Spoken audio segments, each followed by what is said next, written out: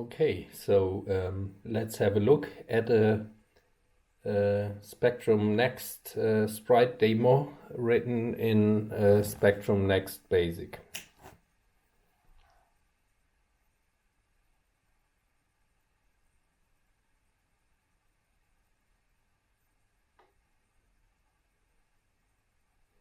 Here we've got the browser where we can select and start the demo. It has been created just yesterday or the day before based on some stuff from the last Malat's retro meeting. Okay, I can load it.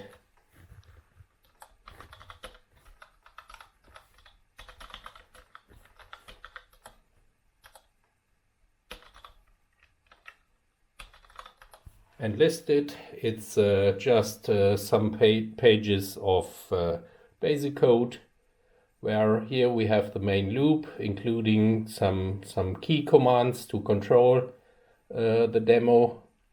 Next, initialization, sprite initialization of sprite movement. Yes, some collision detecting stuff. And some additional functions needed to control float to integer conversion, which is necessary because of the basic restrictions we have at the moment. Okay, and last but not least, the save method. Okay, that's all about the demo, and now let's have a look at it.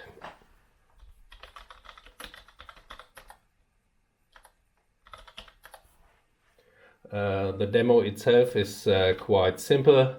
It shows a bunch of sprites and a huge one which has collision detecting and could be some kind of capture the flag stuff.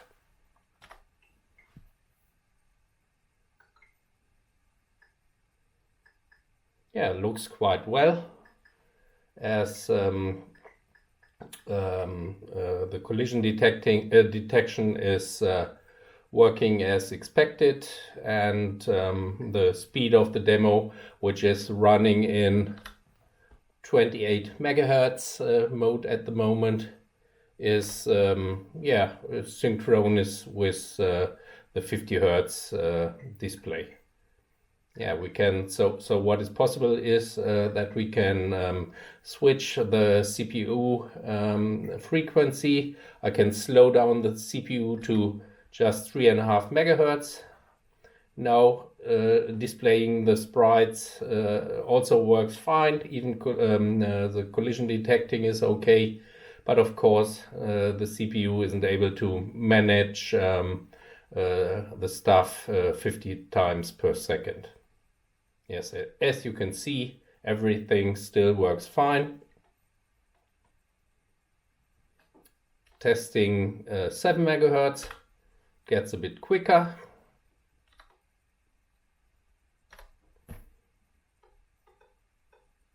And running it at 14 megahertz, now we are nearly in sync with the 50 hertz interrupt.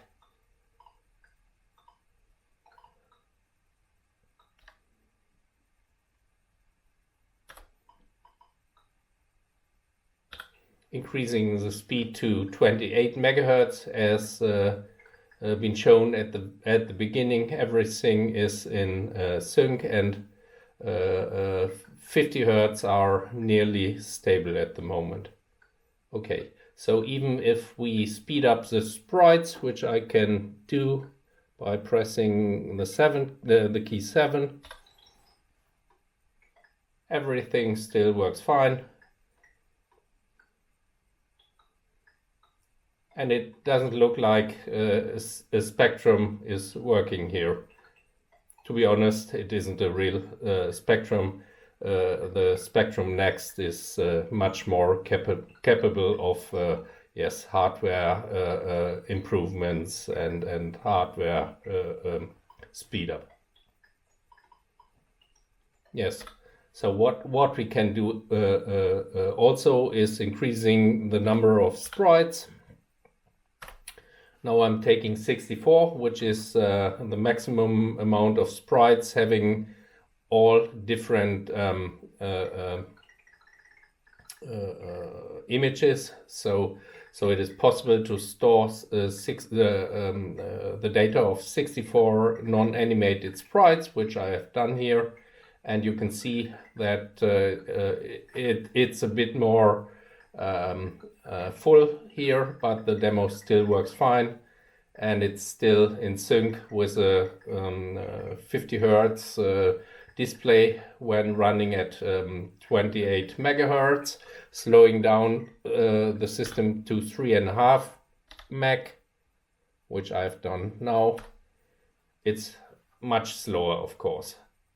As you can see, it's about, let's say, 5 to 7 frames per second, and the speed increases as soon as I'm increasing the CPU frequency. Now we've got 7 megahertz as shown here.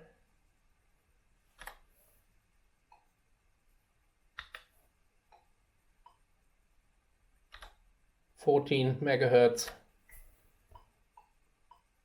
So it's, of course, it's much quicker, but still it isn't in sync. So it's not about 50 Hertz all the time. I think sprite movement is about